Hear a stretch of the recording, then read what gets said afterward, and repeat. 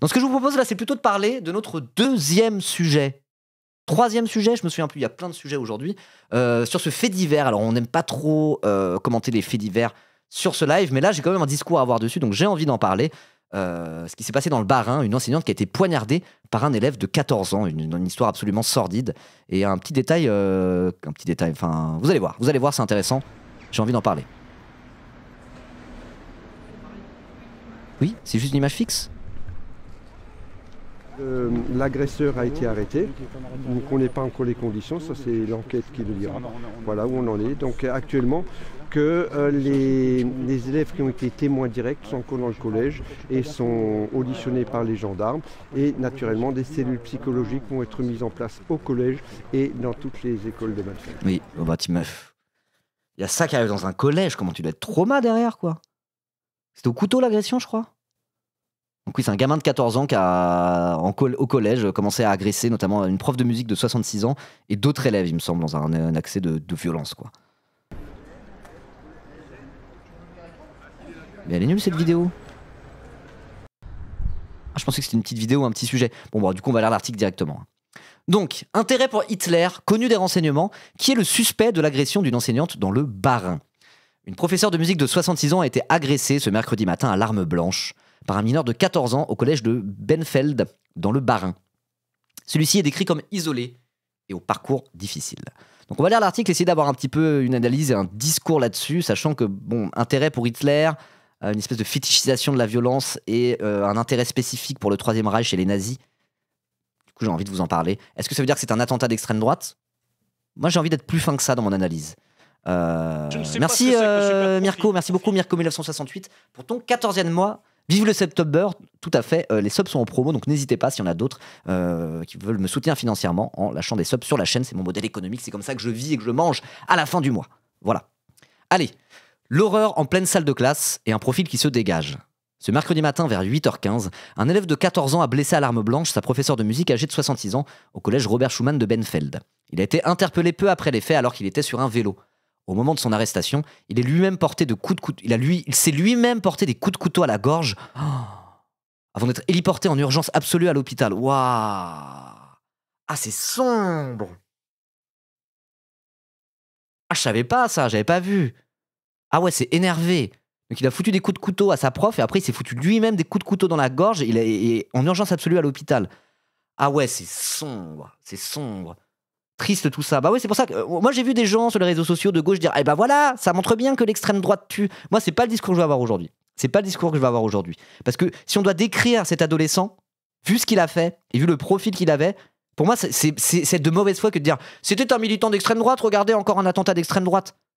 Le mec avait des graves soucis, quoi. Le mec avait des graves soucis, à tel point que la principale victime de son truc, il semblerait que c'est lui-même, hein, et que celui qui a pris le plus de coups de couteau, ça a l'air d'être lui-même dans la gorge.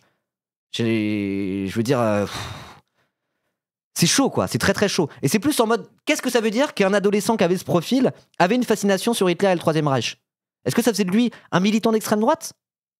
Moi, je pense pas. Mais ça veut dire que quand on est dans un parcours extrêmement dur, extrêmement sombre, avec une fascination pour la violence et des problèmes de l'ordre du psychologique, etc., etc., ce genre de profil, il se trouve que ce genre de profil peuvent développer une fascination morbide pour la mort et pour le Troisième Reich et pour Hitler et pour toute cette extrême droite violente qui représente dans l'imaginaire collectif ce qui se fait parfois de plus morbide. Pour moi, c'est plus ça qui s'est passé. Vous voyez ? Mais ça ne veut pas rien dire quand même qu'il ait cette fascination pour Hitler. C'est une vraie information qu'il faut traiter et avoir une analyse par rapport à ça. Mais moi, je ne qualifie pas ça d'un attentat d'extrême droite. Et juste sortir l'article et dire l'extrême droite tue, alors que c'est un fait divers qui est quand même plus compliqué que ça, moi, je ne le ferai pas. Parce que c'est ce que... C'est ce que l'extrême droite fait tout le temps. Ils ressortent le moindre fait divers, qui sont en mode. Ils prennent l'information qui leur plaise pour dire bah voilà, encore un arabe. Moi, je vais pas dire bah voilà, encore un nazi. Quand on regarde ce que c'est que cette histoire, c'est plus complexe que ça. Mais il y a quand même une analyse à faire. Voilà. Bref. Le pronostic vital de ce mineur, donc on parle de celui qui a fait l'attentat, quoi, de celui qui a fait l'attaque. Le pronostic vital de ce mineur est engagé, a indiqué Clarisse Taron, la procureure de la République de Strasbourg. Il est actuellement sédaté pour au moins 48 heures et ses jours sont en danger, a-t-elle fait savoir lors d'une conférence de presse, ajoutant que la professeure de musique de 66 ans, blessée au visage, était quant à elle hors de danger. Je savais pas que c'était ça. Je savais pas que le gamin lui-même était sédaté sur 48 heures parce que son pronostic vital était engagé. Oui, il est blessé. En gros, il a foutu des coups de couteau à sa prof de musique, qui a été blessé au visage mais qui est hors de danger. Et après, il s'est foutu de ses coups de couteau lui-même dans la gorge. Il a tenté de s'auto-trancher la gorge. Et là, il est sédaté pour 48 heures et son pronostic vital est engagé. Il est aux portes de la mort. C'est très très chaud. Hein. Je savais pas que c'était ça cette histoire. Ouais, c'est horrible. Hein. C'est horrible. Donc c'est pour ça, juste sortir ça et dire, et voilà l'extrême droite. Pour moi, c'est pas. Traitons cette information de manière plus qualitative, quoi. Parce que c'est atroce. C'est vraiment atroce. Ok. D'après un porte-parole du rectorat, l'adolescent est scolarisé en classe de 3e. Et il est très suivi par l'équipe éducative de l'établissement. Il se trouve en fragilité scolaire. Selon nos informations, il est placé en foyer. Voilà, c'était quelqu'un qui était à l'aide sociale à l'enfance, avec une vie de merde probablement, et des problèmes si liés à ça. Un profil vraiment très très sombre, quoi. Moi, quand je vois ça, vraiment, tout ça me fait de la peine. Je suis en mode genre, quelle sale histoire, quoi. Quelle sale histoire. Et c'est pour ça, il y a aussi quelque chose qui est de l'ordre d'un fait divers. Si on veut le traiter politiquement, il faut faire ça bien. Et moi, voilà, j'ai trouvé que juste partager ça en mettant l'extrême droite pue dans un tweet, on peut faire mieux que ça, non? On peut faire mieux que ça, je pense. C'est pour ça que je voulais vous en parler. Voilà. Citation. C'est un jeune qui était suivi sur le plan éducatif, quasiment depuis sa naissance, étant placé en famille d'accueil où il a subi des violences de la famille d'accueil, indique Clarisse Taron. Des violences qui ont abouti à la condamnation de l'assistante familiale en 2024 par la cour d'appel de Colmar. Qu'est-ce qui définit le plus ce gamin, en réalité? Alors, BAMF18, là on parle d'un sujet grave, je te dirais bonjour avec le... Bonjour, mais je mets pas le truc maintenant, parce que là on est en train de parler d'un sujet un peu grave. Qu'est-ce qui définit plus ce gamin? Ça, le fait que c'est quelqu'un qui était un genre d'orphelin ou quelque chose comme ça, qui était placé à l'aide sociale à l'enfance, dans une famille d'accueil où il a subi des violences de la famille d'accueil qui a elle-même été condamnée. Est-ce que c'est ça qui définit plus ce gamin et son passage à l'acte? Ou le fait qu'il ait une fascination morbide de gamin violent pour des raisons très sombres pour Hitler? C'est une détresse psychologique. Vous voyez ce que je veux dire? Donc c'est pour ça. Essayons d'analyser ça avec dignité, je le redis. Il avait aussi un suivi au titre de son handicap qui lui valait un soutien particulier au collège, a fait savoir Clarisse Taron, précisant que le garçon serait porteur d'une maladie génétique qui serait la même que sa mère. Bah ouais, hein, moi pour ceux qui savent pas, Germaine Fourchette m'a bien aimé, la femme de ma vie avec qui je suis en couple depuis bientôt 10 ans et avec qui je vis. Elle est psychologue scolaire, donc chez les petits, pas au collège. Et moi j'étais prof de maths au collège, enfin au lycée et au collège pendant 4 ans. Donc ces sujets comme ça, je suis en mode, moi ça me glace le sang, Parce que je vois un petit peu le genre de profil que ça peut être, c'est très très compliqué. Et les équipes éducatives, même les psychologues, avec le manque de moyens, de suivi par rapport à ça, c'est tellement compliqué quand il y a des profils comme ça à l'école, qui ont des vies absolument brisées, qui ont des graves problèmes. Bon là il se trouve que ça prend la forme d'une attaque au couteau et c'est grave. Mais je veux dire, quand tu sais un peu ce que c'est aussi, dans le personnel éducatif, devoir tenter de gérer avec le peu de moyens les profils comme ça pour leur apporter un minimum de soutien. Enfin, c'est dur, quoi. C'est très, très dur. Et là, de voir que ça a fini comme ça, c'est chaud. Hein. C'est chaud. Alors, je vois ce que vous dites dans le chat par rapport à Sarkozy. On en parle juste après. J'aimerais bien juste finir de lire cet article avant. Voilà. Je pensais pas que c'était à ce point-là. Ok. Donc, venons-en à l'aspect peut-être un peu plus politique, entre guillemets, la fascination pour Hitler, qui n'est quand même pas rien. C'est un jeune originaire du Bas-Rhin, au parcours familial difficile, a expliqué la ministre démissionnaire de l'Éducation nationale, donc c'est Elisabeth Borne, qui était sur place ce mercredi. L'adolescent avait, selon elle, été repéré pour une certaine fascination vis-à-vis d'Hitler. Il avait dessiné cette semaine des symboles SS sur un cahier, d'après Elisabeth Borne. Il avait attiré l'attention pour son goût pour les armes, pour tout ce qui a trait à la Seconde Guerre mondiale, avec des références nettes au nazisme, a confirmé la procureure, précisant que l'élève incriminé n'avait pas d'antécédents pénaux. Il avait en revanche bénéficié d'un suivi psychologique et psychiatrique dans le cadre de la procédure d'assistance éducative. Donc est-ce que ce gamin était un militant d'extrême droite? Est-ce que ce gamin était un nazi? Je pense pas. Je veux dire, avoir des espèces de fascinations bizarres sur le nazisme quand t'es un gamin, ça peut arriver. Moi j'ai eu un élève de 5e qui avait fait des croix gammées sur sa table. Est-ce que c'est un nazi? C'est absolument pas un nazi. Il a fait ça en mode genre, c'est quoi le truc le plus hardcore qu'on peut faire? C'est quoi le truc le plus interdit que je peux faire? C'est quoi le truc le plus transgressif que je peux faire? Et ben il a dessiné des croix gammées sur sa table. Mais par esprit de transgression. C'était pas un nazi ce gamin-là. C'était pas un nazi. Moi je pense sincèrement que c'est pas un nazi. Et cette fascination pour le Troisième Reich, pour Hitler, pour la SS, ce truc-là, était le reflet de sa fascination morbide pour la mort, de par le parcours de vie horrible qu'il a eu. Ce qu'il a fait, c'est qu'il a foutu un coup de couteau à sa prof et après, il s'est quasiment suicidé, il s'est quasiment tranché la gorge à l'école devant ses camarades de classe. Qu'un élève, qu'un enfant qui est ce genre de profil, développe une fascination morbide pour le Troisième Reich et tout ce que ça peut représenter, je veux dire, ça fait pas de lui un militant d'extrême droite, ça fait pas de lui un nazi. Je suis désolé, pourtant je suis le premier à traiter tout le monde de nazi. Là, je veux dire, essayons d'avoir un peu de dignité par rapport à ça, de pas faire comme l'extrême droite qui prend des raccourcis parce que ce petit fait divers correspond à notre narratif. Moi, je refuse de faire ça. Je refuse de faire ça. C'est un nazi en devenir? Peut-être, peut-être pas. En vrai, je suis vraiment pas sûr de ça. Là où l'extrême droite prenne chaque info qui vont dans leur sens pour avancer leur agenda, y compris parfois au mépris de la vérité, de la réalité et de la dignité humaine, moi j'ai pas envie qu'on fasse ça dans notre propre camp. Donc là, regardons ce fait divers et allons un petit peu plus loin de dire eh ben voilà encore un nazi qui a tué des gens. Non, c'est pas ce qui s'est passé. C'est pas ce qui s'est passé. Et c'est notre rôle, nous autres la gauche, d'être un peu au-dessus de ça et de pas se comporter comme frontières, quoi. Voilà. Je tiens vraiment à vous le dire, c'est ça le discours que j'avais envie d'avoir aujourd'hui. Enfin, je veux dire, regardez le parcours du gars. Regardez son parcours. Placé en famille d'accueil. Il a subi des violences de sa famille d'accueil, qui a été condamné. Le gars était tout seul, avec des problèmes psy. Il a 14 piges. Il a fini par quasiment se suicider. Enfin, vous vous rendez compte de ce que c'est que se foutre des coups de couteau dans sa propre gorge? Dans quel état mental il faut être pour se retrouver dans sa propre gorge, se foutre des coups de couteau? Son bilan vital, il est engagé, quoi. Dans l'espace mental qu'il faut pour faire ça, la plupart des gens seraient incapables, ne serait-ce que de faire le geste, prendre le couteau et se le foutre dans la gorge. C'est horrible, c'est horrible. Et donc non, le dire c'est un nazi, bon non, je suis pas d'accord avec ça. Je suis pas d'accord de dire ça. Soyons au-dessus de ça, vraiment, soyons au-dessus de ça. Moi quand je vois ça, franchement, je suis en mode genre waouh, c'est chaud pour tout le monde. C'est évidemment chaud pour la prof de musique qui a été agressée. Mais la prof de musique, elle devait le connaître, cet élève. Elle devait voir ce qui se tramait derrière. Là, ils savent qu'un de leurs élèves est actuellement aux portes de la mort à l'hôpital. Je suis même pas sûr, je sais même pas ce qu'en pense la communauté éducative de ce qui s'est passé. Mais je pense qu'ils vont un petit peu plus loin que de dire eh ben voilà encore un nazi. Je pense que tout le monde est absolument choc-barre et que même par rapport à l'élève lui-même, ils sont choqués. Et je dis ça, j'étais prof pendant 4 ans. Hein. Voilà.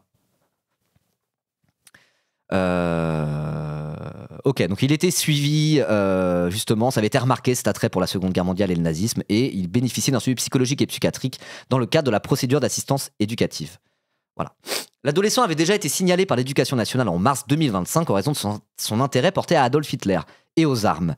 D'après nos informations, les informations du Parisien, son profil inquiétait suffisamment pour qu'il soit connu des renseignements territoriaux pour radicalisation à l'ultra-droite. Donc il y a quand même cet aspect-là. Mais qu'est-ce que ça signifie cette radicalisation à l'ultra-droite quand c'est un gamin de 14 ans qui, une semaine après, s'est tranché sa propre gorge? C'est représentatif que des personnes qui ont des parcours extrêmement compliqués et une fascination pour la violence, quand on a une fascination pour la violence, très très vite on va aller du côté de l'extrême droite et de l'ultra-droite entre guillemets, et du côté d'Hitler et compagnie. Pourquoi? Parce que effectivement, le rapport à la violence de l'extrême droite, moi c'est ça aussi, c'est le deuxième discours que j'ai envie de tenir, c'est qu'il y a un rapport à la violence de l'extrême droite qui est avéré, qui fait que des profils comme ça peuvent du coup être considérés par les renseignements territoriaux comme radicalisés à l'ultra-droite. Mais tout ça n'est que pour ce gamin-là, c'est le symptôme d'un rapport à la violence qui est totalement anormal et très très sombre. Et moi c'est ça que je voulais dire, c'est que des jeunes comme ça, des gamins comme ça, qui ont ce rapport à la violence qui est genre, c'est un truc de zinzin, un rapport à la violence, y compris sur lui-même, parce qu'il a une vie totalement brisée. Et bah, dans cette fascination morbide va se focaliser autour du nazisme et de l'extrême droite. Pourquoi? Parce que l'extrême droite a un rapport au morbide, un rapport au macabre, un rapport à la violence et à l'ultra-violence, avec une capacité d'attraction et une capacité de fascination par rapport à tout un tas de gens. Donc c'était peut-être un nazi en devenir, mais pour cette raison.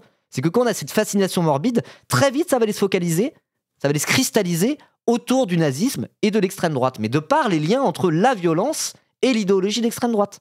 Est-ce que ça fait de lui juste un nazi? Est-ce que ça fait de ça un attentat d'extrême droite? Je ne pense pas. Mais c'est pas anodin le fait qu'effectivement, il avait une fascination pour Hitler. Mais pour moi, c'est pas au nom de ces idées-là qu'il a attaqué sa prof de musique et qu'il s'est tranché la gorge. C'est de par la fascination morbide qu'il avait, qui s'est cristallisé par rapport à ça. Tu es tellement délu. Ah, je suis délu sur le nazisme, moi c'est vrai. D'ailleurs, je parle pas de nazisme. Tous les lives que je fais, tous les jours, depuis 2 ans, quoi.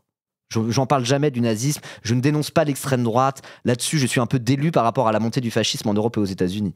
Je pense pas. Vous pouvez ne pas être d'accord avec moi, mais c'est une analyse. De là dire que je suis délu, franchement, je pense pas. Je pense pas. Et encore une fois, tout ça ne veut pas rien dire. Mais on va lire la suite. Johan, 14 ans, en classe de 4e au collège Robert Schumann, l'an dernier, indique aux Parisiens que l'adolescent ne passait pas inaperçu avec ses t-shirts de paintball et surtout sa tendance à l'automutilation. Il montrait ses scarifications, rapporte-t-il. C'est nazi de montrer ses scarifications à ses camarades de classe avant de se ramener avec un couteau et de se trancher la gorge devant tout le monde? Certains élèves du collège ont décrit auprès de ici, ex-France Bleu, donc auprès de France Bleu Alsace, un jeune homme taciturne, isolé et toujours habillé en noir. Son parcours est difficile, précise une source proche de l'enquête à la radio locale, en assurant que cet adolescent était placé à l'aide sociale à l'enfance. À ce stade, nous ne savons pas s'il s'agit d'un élève de la professeure qui l'a blessé au visage. Pour Jean-Rémy Girard, président du syndicat des enseignants, le SNALC, alors c'est un syndicat de droite, mais on va quand même lire ce qu'il a à dire, on sait qu'il y a des élèves qui peuvent péter des câbles. Après la crise du Covid, il y a eu des effets sur la santé mentale de nos élèves, et donc de l'inquiétude chez les professeurs. Pour autant, il n'y a pas de solution miracle, a dit à l'AFP ce responsable syndical, ajoutant qu'on ne va pas mettre des portiques de détection de métaux à l'entrée des établissements. Oui voilà, c'est un nihiliste matrixé. Enfin, je suis désolé, on peut pas dire « c'est un attentat nazi ». À ce moment-là, vous faites comme les droitards qui sont en mode vu que Charlie Kirk a été tué, c'est un attentat d'extrême gauche. Au bout d'un moment, soyons un peu dignes quand c'est des personnes totalement déséquilibrées, nihilistes, pour des raisons, parce que la société pue la merde, qui se mettent à faire des attentats comme ça, dans une espèce de logique autodestructrice zarbi.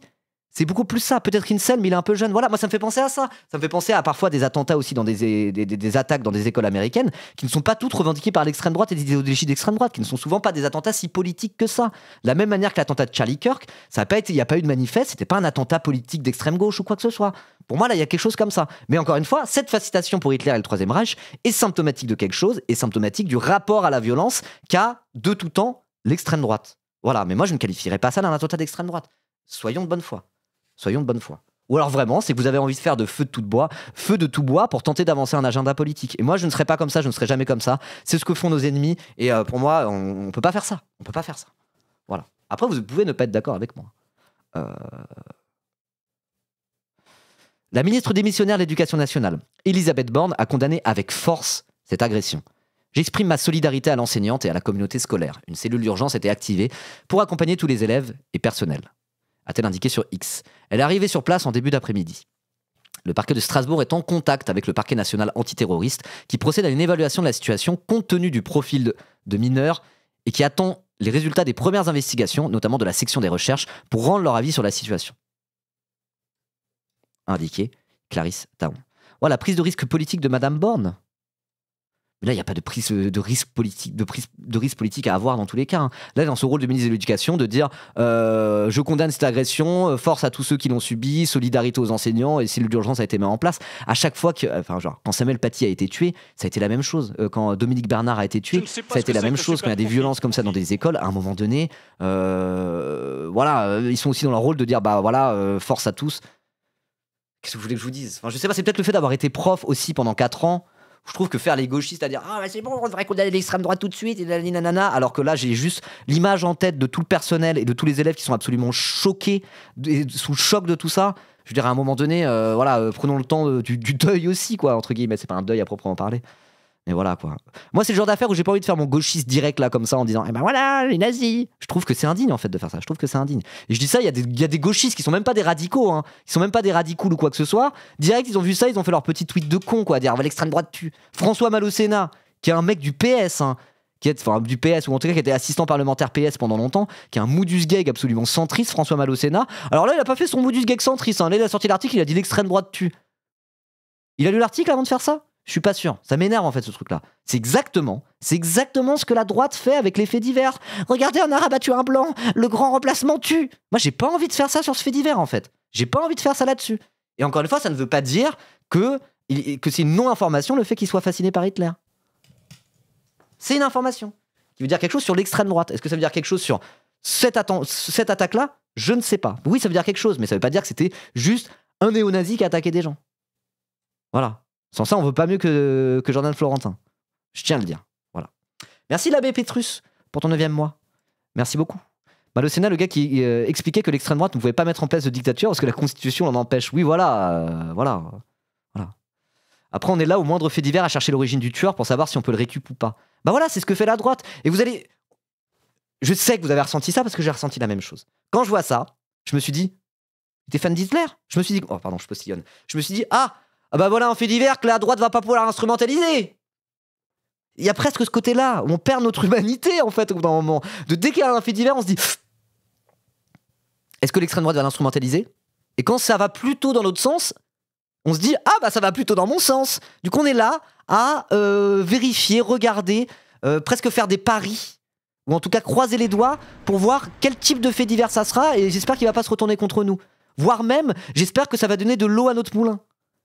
Être dans cet état d'esprit-là, c'est être pris au piège de l'instrumentalisation de l'extrême droite. C'est qu'on est déjà en train de jouer selon leurs propres règles.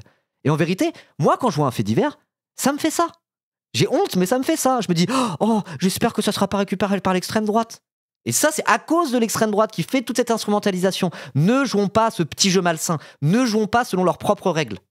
Et pour ça, quand il y a ce genre d'attentat, quand il y a ce genre de fait divers, essayons d'avoir une parole intelligente et de regarder vraiment ce qui s'est passé pour de vrai et ne pas se jeter sur le premier titre et le premier tweet passé sans même regarder le contenu de l'article, juste pour dire, eh ben voilà, l'extrême droite tue encore un nazi. Pour moi, c'est indigne de faire ça et surtout, c'est un contre notre camp.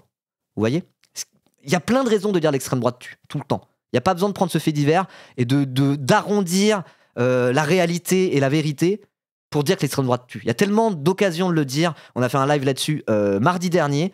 Voilà, il n'y a pas besoin de faire feu de tout bois pour ça. Essayons d'être un peu dignes et surtout de ne pas être pris au jeu de l'instrumentalisation imposé par l'extrême droite. Sans ça, c'est qu'on joue selon leurs règles à eux et c'est qu'on en a déjà un peu perdu.